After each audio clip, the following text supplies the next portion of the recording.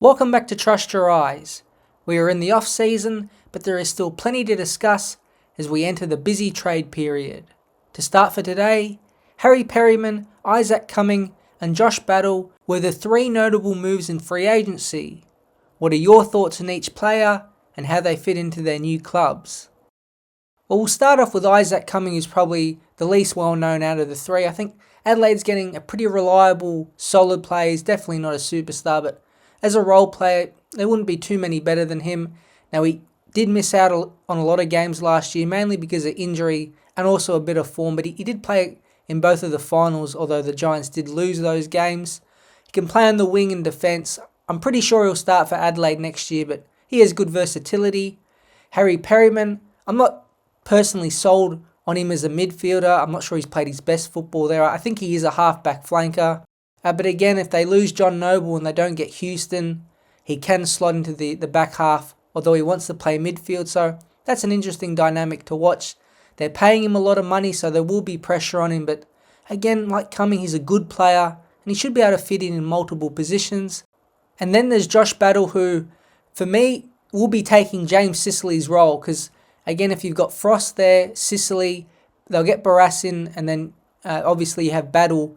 I don't think you can play all four of them in the same defence. So what I reckon will happen is James Sicily will play forward, Battle will take his spot, and then they'll see how they go there with Frost and Tom Barras next to him. So I think Battle has a lot more responsibility next year. I don't think Sicily will be next to him.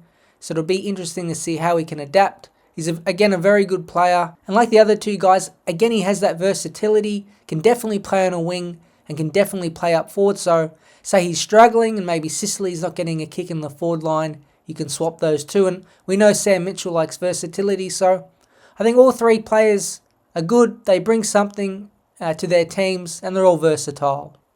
Sticking with the free agency, do you think the compensation system is broken with Battle netting the Saints pick 8, and even Isaac Cumming, who played just 6 games in 2023, getting the Giants pick 21? Absolutely, the free agency compensation system is really weird. It's designed on a point system on two basic things in the new contract the player gets, which I'm not sure why that has to be included, and then their age. It's as simple as that. Then from that formula, they get a point system, but that's not it. There's actually a secret committee. I'm not sure who's on this committee, who they talk to, but then they can actually provide new information and new thoughts about the compensation pick, so they can basically, from what I've read, eliminate the point system altogether. So I think it's a messy, complicated system that we can make a whole lot simpler. We should base it on games, just performance in the past, including best and fairest, Brownlows, Coleman's, etc. And I think we could also just use common sense. I mean, Isaac Cumming, pick 21, really? That doesn't make a whole lot of sense. And then today, Jack Graham moved to West Coast and Richmond only get pick 42. Is Cumming a 21 pick better player than Graham? I think the answer is no. Graham's a premiership player, not a bad player. So I think the system is messy. It's confusing a lot of people. It has been called out a fair bit so far in this trade period. So I think the AFL will look at it and try to make some adjustments. Clayton Oliver is back in the news. He wants to move to Geelong informally and even met with Tom Stewart and Reece Stanley from the Cats. So is this possible trade a good one for all parties? And what percentage chance do you see of it getting done? Well, do I think this is a good trade for all parties? Well, no, because I'm actually on Melbourne's side here. I think if Geelong were to do this and, say, give their future first-round pick, it would be a massive risk for a player in Oliver who, off-field, we know is a little unstable. It was even reported at the Brownlow this year he was misbehaving according to some of his teammates. And for them to pay a lot of their money, now Melbourne would probably pay 200 or 300,000 per year, but still means Geelong is paying 700, 800,000 per year on their books. And again, there's just no guarantees that Oliver will get back to his best. So I think Melbourne actually would win a trade if it was to go down, because I think it would cleanse them of a big problem. Now, the percentage chance of it getting done, I'm going to stick with 50-50. I know both parties have come out and said that it's not happening, but don't really trust these list managers. Why are they going to kind of tell us all their secrets? I think this has a long way to go. I'll give it a 50% shot, and I wouldn't be shocked if Oliver is in the Geelong Hoops next year. And I also wouldn't be shocked if that does happen it turns nasty quickly because right now Oliver is as volatile a player as there is in the competition. Outside of trade news, Joe Daniher did officially retire. So how will you remember the 30-year-old marquee forward who kicked 395 career goals? As of right now, I'm going to remember Joe Daniher as one of the clutchest key forwards of his generation.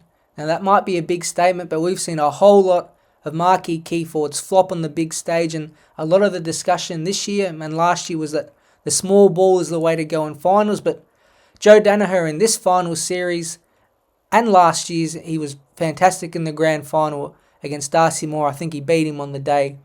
That proves that of all the key forwards in terms of clutch time finals, I think Joe Daniher might be up the top. Now his time at Essendon, does it kind of tarnish his legacy a bit? Well, who knows, it's still a bit iffy.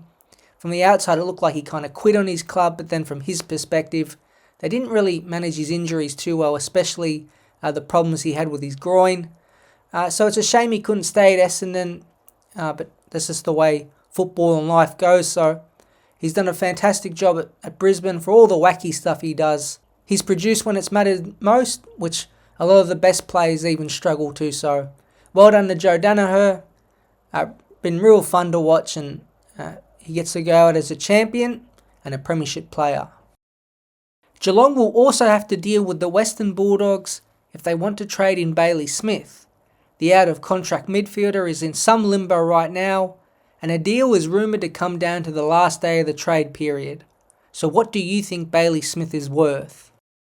Before I address this, if you don't know, I am a hardcore Western Bulldog fan, so I'm not biased here, I'm not kind of dreaming of a good situation, but last year, if you would have told me that Bailey Smith was traded for a second round pick in last year's trade period, I would have agreed with you and said that's a great trade.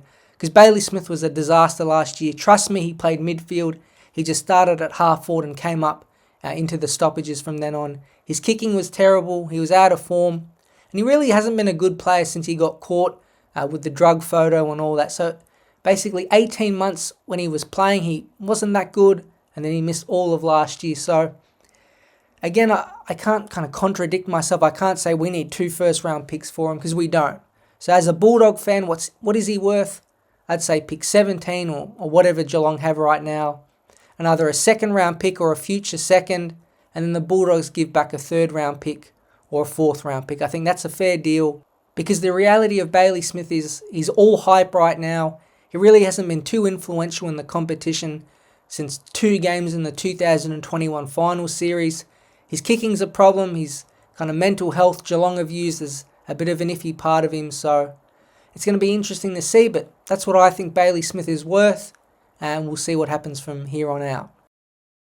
In other news, Sam Mitchell has re-signed as Hawthorn coach up until 2027.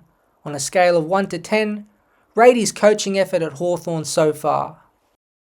Well, for me, a 10 out of 10 is obviously a premiership, but considering the rebuild, the things he did this year from 0-5 to a semi-final where they could have easily won, I will give him a 9 out of 10. It's been a wonderful move. Clearly, he tactically is a great coach, and I think the development space he's really good in as well. I'm sure he gets a lot of help from his staff, but they've improved guys like Jai Newcomb, who was from the mid-season draft. Connor Nash was like a Category B rookie or something. They've kind of got all these little pieces from strange spots, put them together and got a really good product. And another important point with Sam Mitchell and the job he's done is they're actually exciting to watch.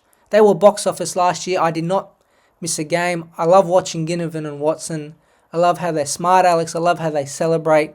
It'll be interesting to see how much they do next year, considering the implications of what happened in the semi-final. But I do hope they stick with it. I'm sure some people will turn on them and get bored of it, but I definitely won't. He's done a great job. The team is galvanised. They got a couple new defenders coming in Barras and Battle, so there will be expectation, which he hasn't faced yet. But if anything's to go by, this team is ready to perform on the big stage, and we'll see how they go. To finish off, Max King has put pen to paper on a new deal with the Saints, lasting until 2032. Do you like this big contract extension? And how much hope do you have that Max King can get back to his best? I don't mind the contract extension. I'm not against these big contracts because I think the people that are critical on them miss out the important point that if a player demands a trade, you kind of have the power. And then secondly, because the player is contracted for so long, you can move money around in either front end or back end the deal. But that's a bit of an aside. Do I have hope for Max King? Absolutely. Now, do I think he's got, I guess the Australian term for this is mongrel in him? I'm not sure, but all I want to see is him put on some weight and have the Riley Thilthorpe pre-season where he just packs on 4, 5, 6 kilos of pure mass and muscle. Because he's kicked 50 goals in a season before. He's been dynamic. He's been hard to stop. And I do believe in him. And I think he was an easy target to pick on last year.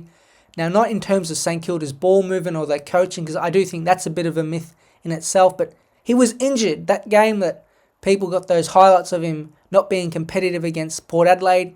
What did he have? A PCL injury in his knee. His shoulders have been bad for a long time. So I think he needs a reset.